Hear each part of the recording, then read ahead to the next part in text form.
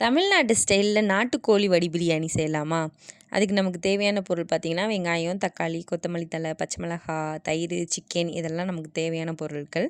சட்டி நல்லா சூடானோன்னே அதில் வந்து பார்த்திங்கன்னா, கறி மசாலா பட்டை, ஏலக்காய், 2 கிராம்பு, அப்புறம் பிரியாணி இலை இதெல்லாம் போட்டுட்டு வெங்காயத்தை வந்து அள்ளி போட்டுறணும். அது கூட 2 பச்சை மிளகாயும் சேர்த்து நல்லா கிளறிக்கணும்.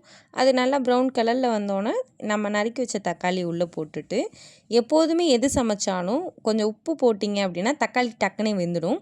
அது நல்லா தக்காளி வெந்ததுக்கப்புறம் பக்கத்துலேயும் வந்து நம்ம வந்து நாட்டுக்கோழியை வந்து கொதிக்க வச்சு எடுத்துக்கணும், நல்லா வேக வச்சு. எனக்கு வந்து 5 விசில் வந்தது, ஒரு அரை மணி நேரம் ஆச்சு. உங்களுக்கு எவ்வளோ நேரம் ஆகுதுன்னு பார்த்துக்குங்க கோழி வேகிறதுக்கு. அப்புறம் அதில் வந்து இஞ்சி பூண்டு பேஸ்ட் வந்து சேர்த்துக்கலாம். எந்த அளவுக்கு இஞ்சி பூண்டு சேர்க்குறோம் அப்படின்னோ அந்த அளவுக்கு வந்து நான்வெஜ் வந்து ரொம்ப நல்லாயிருக்கும்.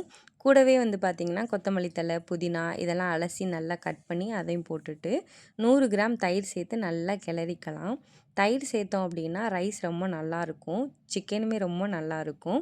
அதில் வந்து 2 ஸ்பூன் சிக்கன் மசாலா பொடி போட்டுக்கலாம், பிரியாணி மசாலா.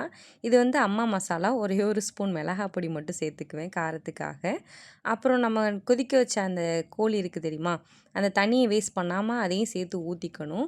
அது ஒரு பக்கம் கொதிச்சிட்ருக்கேன். நம்ம ஒரு பக்கம் என்ன பண்ணணும்னா, நான் 3 கப் ரைஸ் எடுத்தேன். அதை வந்து தனியாக நம்ம வேக வச்சு எடுத்துக்கணும். 3/4 பங்கு தான் வேகணும், ஃபுல்லாக வேகக்கூடாது அரிசி. அது நல்லா வெந்ததுக்கப்புறம், அதாவது 3/4 பங்கு வெந்ததுக்கப்புறம் அதை நம்ம வந்து தண்ணியோடு வடித்து எடுத்துக்கணும். தண்ணியை வேஸ்ட் பண்ணிடக்கூடாது.